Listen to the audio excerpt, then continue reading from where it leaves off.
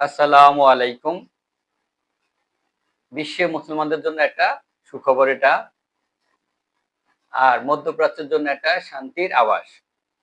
সেটা হচ্ছে যে অবশেষে গাজায় একটা যুদ্ধবিরতি হওয়ার সম্ভাবনা উকি দিয়েছে। আর সেই যুদ্ধবিরতির উদ্দেশ্যেই হামাসের প্রতিনিধি দলেরা মিশরের কায়রোতে উপস্থিত হয়েছেন। সেখানে একটা আলোচনা করবে ইসরায়েলের প্রতিনিধিদের সাথে, পাশাপাশি যুক্তরাষ্ট্র এবং কয়েকটা আরব রাষ্ট্রের সাথে।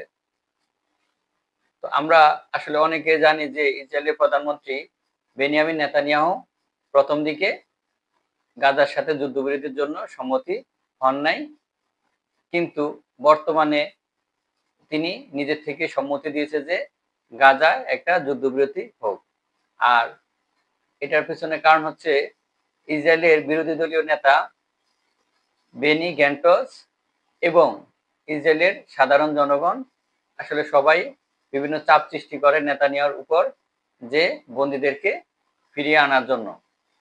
আর অবশেষে সেই চাপের কারণে হোক বা নেতানিয়াহু তার ব্যক্তিগত কারণে হোক, যে কোনো কারণে হোক, অবশেষে তিনি সেই যুদ্ধবিরতি এবং বন্দীদেরকে ফিরিয়ে আনার জন্য আলোচনার জন্য একটা সিদ্ধান্ত নেন, এবং সেই আলোচনার জন্যই গাজার হামাস প্রতিনিধি দলেরা মিশরের রাজধানী কায়রোতে উপস্থিত হয়েছেন ইতিমধ্যেই।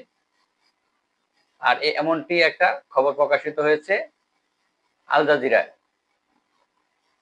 আর একই সাথে আরো একটা সুখবর, সেটা হচ্ছে যে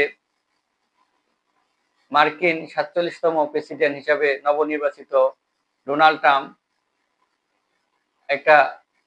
একটা সভায় বলেছেন যে তিনি তার শপথের আগেই গাজায় একটা যুদ্ধবিরতি দেখতে চান। তো ডোনাল্ড ট্রাম্প এবং তার একজন মার্কিন সিনেটর লিন্ডসে গ্রাহাম একটা আলোচনা সভায় গিয়ে সেখানে এমনটাই বলেছেন যে আমরা জানি যে ২০ তারিখে ডোনাল্ড ট্রাম্প ৪৭তম প্রেসিডেন্ট হিসেবে শপথ নেবেন। আর সেই শপথের আগেই তিনি গাজায় একটা যুদ্ধবিরতি দেখতে ইচ্ছা পোষণ করেছেন, এমনটাই জানিয়েছেন মার্কিন সিনেটর লিন্ডসে গ্রাহাম। আর এই খবরটা প্রকাশিত হয়েছে দা জেরুজালেম পোস্টে। কিন্তু আমাদের জন্য আরেকটা দুঃসংবাদের মতোই, সেটা হচ্ছে যে আমরা সবাই জানি যে লেবাননের হিজবুল্লাহদের সাথে ইসরায়েলের একটা যুদ্ধবিরতি চুক্তি হয়েছে, কিন্তু এই চুক্তির পরেও ইসরায়েল কিন্তু তার হামলা এখনো অব্যাহত রেখেছে লেবাননে, এবং লেবাননের বিভিন্ন এলাকাকে টার্গেট করে বিভিন্ন রকম হামলা চালাচ্ছে, বিশেষ করে ড্রোন হামলা চালাচ্ছে। ইতিমধ্যে আমরা সর্বশেষ খবর পাওয়া পর্যন্ত লেবাননের একটা এলাকা হচ্ছে মাজদাল জুনে এলাকায় একটি ড্রোন হামলা করেছে ইসরায়েল। তো আসলে ইসরায়েলের পক্ষ থেকে এখন পর্যন্ত হামলা বন্ধ করা হয় নাই, কিন্তু আমরা সেটার বিপরীতে দেখলাম যে লেবাননের সেনাবাহিনীরা তাদের গ্রামবাসী, পাশাপাশি যে তাদের যে সশস্ত্র গোষ্ঠী, তাদেরকে অনেক অনুরোধ বা পাশাপাশি তাদেরকে অনেক নিয়ন্ত্রণে রেখেছে যেন নতুন করে সংঘাত তৈরি না হয়, এবং সীমান্তে কাউকে জড়ো হতে দিচ্ছে না। কিন্তু সেরকম ভাবে ইসরায়েলের পক্ষ থেকে ওরকম ভাবে যুদ্ধবিরতির কোনো কার্যকলাপ দেখা যাচ্ছে না। আর এই তথ্যটি বা এই প্রতিবেদনটি প্রকাশিত হয়েছে আল জাজিরার মাধ্যমে। তো এদিকে যেমন যুক্তরাষ্ট্র আসলে লেবাননি হিজবুল্লাহদের সাথে এবং গাজার হামাসের সাথে ইসরায়েলের একটা যুদ্ধবিরতির জন্য জোর তোর করতেছে বা জোর চেষ্টা চালাচ্ছে, এবং আসলে অনেকটাই গুরুত্ব দিচ্ছে। কিন্তু অন্যদিকে আবার কয়েকটা দেশ বা কয়েকটা গোষ্ঠীকে চীন এবং রাশিয়ার বিরুদ্ধে মানে উস্কে দিচ্ছে। তা আমরা ইতিমধ্যে হয়তোবা তথ্য জানি যে মার্কিন যুক্তরাষ্ট্রের প্রেসিডেন্ট জো বাইডেন ইউক্রেনকে তার দেশি যে ক্ষেপণাস্ত্র দূরপাল্লার যে ATACMS নিক্ষেপ করা বা ব্যবহার করার অনুমতি দিয়েছে। পাশাপাশি তার সাথে একত্রতা পোষণ করেছে ব্রিটেন, তারাও তাদের স্টর্ম শ্যাডো দূরপাল্লার ক্ষেপণাস্ত্র ব্যবহার অনুমতি দিয়েছিল। তো সেদিক দেখে দেখা গেছে রাশিয়ার বিরুদ্ধে ইউক্রেনকে উস্কে দিচ্ছে যুক্তরাষ্ট্র, পাশাপাশি ব্রিটেন। আবার আজকে একটা রিপোর্ট দেখলাম, সেটা হচ্ছে যে তাইওয়ানকে 38 কোটি 50 লাখের অস্ত্র মানে অস্ত্র দিচ্ছে যুক্তরাষ্ট্র। যুক্তরাষ্ট্রের ডিফেন্স সিকিউরিটি কোঅপারেশন এজেন্সির পক্ষ থেকে এমনটাই তথ্য জানানো হয়েছে যে 2025 সালে তাইওয়ানকে 38 কোটি 50 লাখের অস্ত্র, সেখানে তার মধ্যে রয়েছে যুদ্ধ বিমান এবং কিছু কিছু খুচরা অস্ত্র এবং বিভিন্ন সামরিক সরঞ্জাম সরবরাহ করা শুরু করবে যুক্তরাষ্ট্র।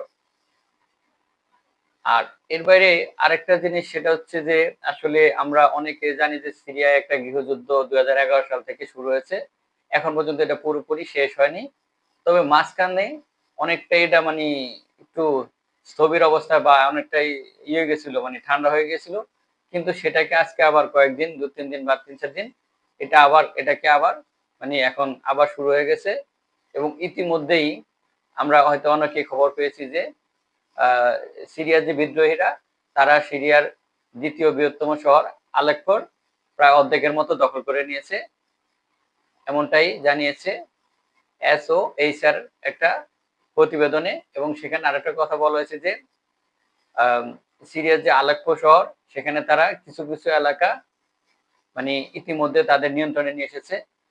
তো আসলে এই যে ঘটনা, যেমন তাইওয়ানের অস্ত্র দেওয়া, পাশাপাশি সিরিয়ার এই যে গৃহযুদ্ধটাকে পুনরায় উজ্জীবিত করা, এদিক থেকে ইউক্রেনকে দূরপাল্লার ক্ষেপণাস্ত্র ব্যবহারের মানে একটা অনুমতি বা ব্যবহার যে করছে, তো আসলে এগুলা দেখা যাচ্ছে চীন এবং রাশিয়াকে টার্গেট করে তাদের বিরুদ্ধে বিভিন্ন মানে আসলে ষড়যন্ত্র চলতেছে। আর এই ষড়যন্ত্রের মূল হোতা হচ্ছে যুক্তরাষ্ট্রের মানে প্রেসিডেন্ট জো বাইডেন বর্তমানে যিনি আছেন। আর আমরা জানি 20 তারিখে আবার মানে ডোনাল্ড ট্রাম্প তার শপথ গ্রহণ করবেন, তারপর থেকে তো তিনি হচ্ছেন প্রেসিডেন্ট। তো জো বাইডেন আসলে কি চাচ্ছে, আসলে সেটা এখনো বোঝা যাচ্ছে না। একদিকে ইসরায়েলকে বাঁচাতে চাচ্ছে, অন্যদিকে ইউক্রেন পাশাপাশি তাইওয়ান এদেরকে কিন্তু আর একটু ঝুঁকির মধ্যে ফেলে যাচ্ছে। উনি আসলে শেষ মুহূর্তে পৃথিবীকে একটা গোলপাকের মধ্যে মানে পৃথিবীতে একটা ঝামেলা সৃষ্টি করে, মানে পৃথিবীতে একটা ঝামেলা তৈরি করে তিনি আসলে ক্ষমতা ছাড়তে চাচ্ছেন, এমনটাই বোঝা যাচ্ছে। তো সেজন্য আগে ইসরায়েলকে একটু সেফ জোনে রাখতেছেন। তার বাইরেও আবার মাঝে মাঝে ইসরায়েল আবার কিছু কিছু কার্যকলাপ করে, যেমন আজকেও কিন্তু সিরিয়াতে হামলা করে বসেছে ইসরায়েল। তো যাক, এখন আসলে দেখি কোন দিকে যাচ্ছে বিশ্বের পরিস্থিতি। তো আমরা আসলে কেউই চাই না তৃতীয় বিশ্বযুদ্ধ, বা আমরা কেউই চাই না যে বিভিন্ন দেশে যুদ্ধ জড়িয়ে আমাদেরকে অর্থনৈতিক বা বিভিন্ন সমস্যার সৃষ্টি হোক পৃথিবীতে। তো আমরা চাই যেন আল্লাহ সবাইকে হেদায়েত দান করুক। আর আমরা সবার জন্য মঙ্গল কামনা করি। আর এরকম আরো তথ্যমূলক ভিডিও পেতে আমাদের সঙ্গেই থাকুন। ভালো থাকুন। আল্লাহ হাফেজ।